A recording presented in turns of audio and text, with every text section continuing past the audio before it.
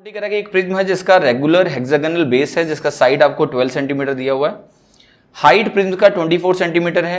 इसको 4 equal part में बांट दिया गया है जिसमें 2 परपेंडिकुलर कट्स लगे हैं, as shown in figure. What is the sum of total surface area of 4 parts. एक प्रिज्म का आधार एक समखटभुज है जिसकी भुजा 12 सेंटीमीटर है। प्रिज्म की ऊंचाई 24 सेंटीमीटर है। इसे 2 लंबवत कटाव द्वारा 4 बराबर भागों में काटा जाता है जैसा कि चित्र में दर्शाया गया है। चारों भागों के कुल पृष्ठीय क्षेत्रफल का योग क्या है। अब देखिए, कटिंग के जो भी सवाल एग्जाम में आए, ठीक है, क्यों लोग परेशान हो गए आपको पता है? क्योंकि वो सरफेस एरिया स्टैंडर्ड फिगर के अलावा लिखना ही नहीं जानते थे। और ये प्रॉब्लम मैं बता रहा हूं क्यों है। ये प्रॉब्लम सिर्फ फार्मूलों की वजह से है। आपने स्टैंडर्ड फार्मूले रट रखे हैं, अब वो स्टैंडर्ड फार्मूले जहां लगते हैं वहां वैल्यू डाली, हो गया काम। लेकिन यह फार्मूला स्टैंडर्ड फार्मूला, इसका नहीं पता कि 4 बराबर भागों में बटा तो क्या करेंगे लोग, क्या करेंगे आपको पता है? अब इसको काट के इसका भी फार्मूला बना देंगे। इतनी बुरी हालत है। आपको अभी समझाता हूं मैं प्रॉब्लम क्यों हुई होगी सवाल में। कटिंग का कोई भी एक ऐसा सवाल नहीं था जो प्रॉब्लमेटिक था, बहुत आसान सवाल थे। सवाल ये कि आप प्रोसेस लर्न नहीं करते हो, आपको रटना बहुत जरूरी लगता है, वो छोड़ दीजिए। मैं आपको समझाता हूं क्वेश्चन कितनी आसानी से होगा, प्लस थोड़ा सा रेमो मंत्रा का इस्तेमाल करूंगा ताकि ये चीजें आपके लिए बहुत आसान हो जाए। देखिए, जब भी हेक्सागन आ रहा है इसको कुछ ना कुछ करना होता है इक्विलेटरल ट्रायंगल से। तो देखिए, रेमो मंत्रा मैं आपको पहले ही बता चुका हूं कि जब भी कोई इक्विलेटरल ट्रायंगल की बात करे, इक्विलेटरल ट्रायंगल में 2 अगर ये साइड होती है तो आपका एरिया जो होता है ना, ये होता है √3, और जो आपका ये अल्टीट्यूड होता है ना, ये अल्टीट्यूड भी होता है √3 जब साइड 2 होती है। अब अगर साइड को आपने चेंज किया, 3 गुना कर दिया, तो एरिया क्या होगा? 9 गुना हो जाएगा, और अल्टीट्यूड क्या होगा? 3 गुना हो जाएगा, क्योंकि अल्टीट्यूड लेंथ कंपोनेंट है। तो जब भी आप साइड चेंज करोगे तो डिपेंडिंग ऑन कितने गुना आपने किया, सारे लेंथ कंपोनेंट उतने गुना हो जाएंगे और एरिया उसका स्क्वायर गुना हो जाता है। इसका इस्तेमाल मैं यहां से करूंगा, देखना बहुत मजा आएगा। साइड कितनी दी है? 12 दी हुई है, यहाँ 2 के बजाय 12 दी है, 6 गुना दी हुई है। तो मैं देखो क्या करने जा रहा हूँ, मैं आपको कुछ चीजें दिखा रहा हूँ, जरा ध्यान से देख लेना। बाद में हेक्सागन कभी ना कभी अलग से भी आपको पढ़ाऊंगा।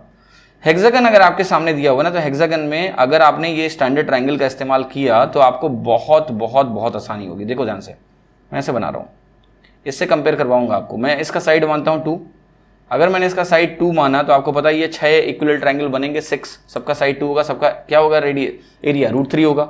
यानी मुझे पता है कि पूरा जो एरिया होगा ना वो क्या होगा? 6√3 होगा। ठीक है, समय नहीं लगेगा सोचने में। साथ में देखो यहाँ पर क्या क्या लेंथ दी हुई है। एक इस पॉइंट से इस पॉइंट को मिला के लेंथ दी हुई है। आप जरा बताना इसकी लेंथ क्या होगी आपके हिसाब से? इसकी पूरी लेंथ क्या होगी? इसकी पूरी लेंथ हो जाएगी 4, डबल ऑफ ये साइड।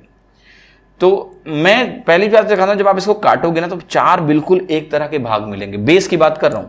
प्रिज्म स्ट्रक्चर क्या होता है? जैसा नीचे वैसा टॉप में, और बीच में बनता है कर्व्ड सरफेस एरिया। ठीक है, तो ये जैसा है इसी के ऊपर ऐसी ही फिगर आप रखते जाओ रखते जाओ रखते जाओ रखते जाओ, थोड़ा एक ऊंचाई वाला फिगर बनेगा, वो प्रिज्म है।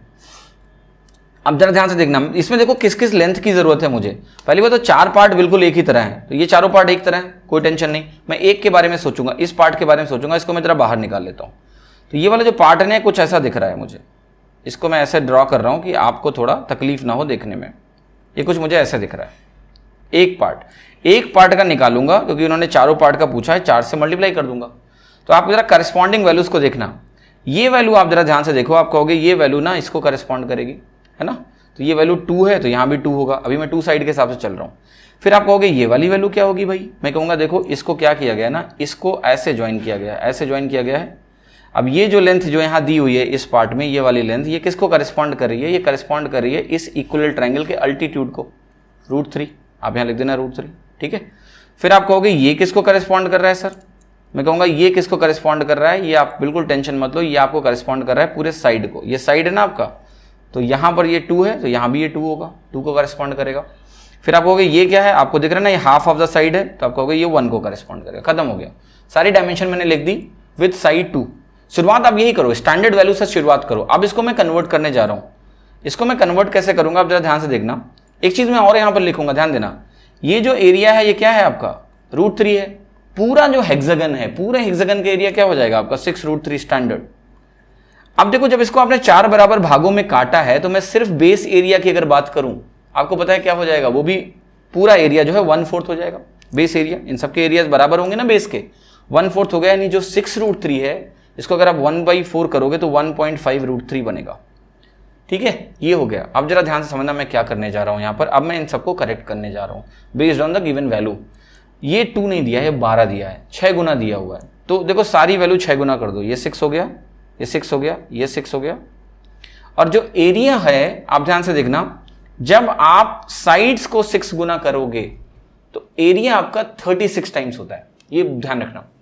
जब भी आप साइड में चेंज करते हो तो साइड अगर 6 गुना हो गया यहां पर, तो एरिया में जो चेंज आएगा वो 6 स्क्वायर टाइम्स आएगा। तो 2 से 12 किया हमने, तो एरिया क्या होगा अब 36 टाइम्स हो जाएगा। तो 36 से इसको मल्टीप्लाई करो, 36 इंटू 1.5 आपका बनाएगा 54√3। 36 इंटू 1.5 54√3। ये जब आ गया सर क्वेश्चन में कोई दम ही नहीं बचा, आपको लिखना है टोटल एरिया, इसका लिखो 4 से गुणा करेंगे। अब देखो इसका एरिया लिखने जा रहा हूं मैं, ध्यान से देखना। पहले तो आप कहोगे इसका एरिया बेस एरिया हो गया 54√3, पर आप कहोगे कि ये टॉप और बॉटम, मतलब मैं टॉप बॉटम एरिया लिख रहा हूं तो 54√3 नीचे और 54√3 ऊपर भी आएगा, यानी ये हो गया 108√3 प्लस, ध्यान से देखना आप, ये 12 ये 6 30 हुआ, ये 30 हुआ, base perimeter into height. Base perimeter आपका हो गया 30 इंटू जो हाइट दी है 24 प्लस ये भी बच गया ना 6√3 इंटू 24, ठीक है। बेस पेरीमीटर है 12 प्लस 12 प्लस 6 प्लस 6√3। ये जब आपने लिखा तो देखो √3 के टर्म को इकट्ठा कर लो आप, √3 के टर्म को इकट्ठा करोगे तो आपको यहाँ मिलेगा 108, तो यहाँ मिल गया है। ये जरा ध्यान से देखना आपको कितना मिला, ये 144 मिल रहा है, 6 इंटू 24 144। सो 144 और 108 मिलके हो गए 252√3 प्लस ये वाली जो वैल्यू आ रही है ये आपकी आ रही है 720। अब आपको पता है ये एक पार्ट का टोटल एरिया मिला, 4 पार्ट हैं, 4 से मल्टीप्लाई करना है और 4 से मल्टीप्लाई करने के बाद आपको आंसर दिख गया कि दूसरा ही पॉसिबल है। दूसरा क्यों पॉसिबल है, क्योंकि देखो इसको मल्टीप्लाई करके 2880 आना ही आना है, और इसको अगर 4 से गुणा करेंगे ना तो डेफिनेटली ये तो नहीं आएगा, ठीक है, क्योंकि 2880 से शुरू होने वाला एक ही ऑप्शन और है। तो इस तरह से आसानी से आप लगा सकते हो। देखो जो भी क्वेश्चन आए थे, अगर आप प्रोसेस लर्न करते हो कुछ भी मुश्किल नहीं था, लेकिन जब आप अननेसेसरीली सब कुछ फॉर्मूला डिपेंडेंट है आपकी चीज़ें, ये वैल्यूज़ में आप कंफ्यूज हो जाते हो, आप चीज़ों को ब्रेक करना नहीं जानते हो, तो प्रोसेस अगर लर्न करोगे तो सब कुछ आसान है। पेपर में कहीं कुछ डिफिकल्ट नहीं था, कुछ भी कठिन टेस्ट नहीं किया गया, लेकिन आपकी जो कहते हैं ना रिलेटिवली चीज़ों को भी आप जब रिकॉल करते हो ना तो कंफ्यूज हो जाते हो आप। हेक्सागन के बारे में आपको ये चीज़ें ठीक से नहीं आती है कि आप कैसे वैल्यूज़ को क्विकली लिख सकते हो। इस क्वेश्चन में दम और कुछ था ही नहीं, लेकिन आपने सवाल देखा, कटिंग देखा, डर गए, ठीक है, और वैल्यूज़ को आप क्विकली लिख नहीं सकते यहाँ पर। तो अगर आप ये स्टैंडर्ड चीज़ याद रखते हो, आपके लिए कुछ भी मुश्किल नहीं, बहुत आसानी से क्वेश्चन होंगे।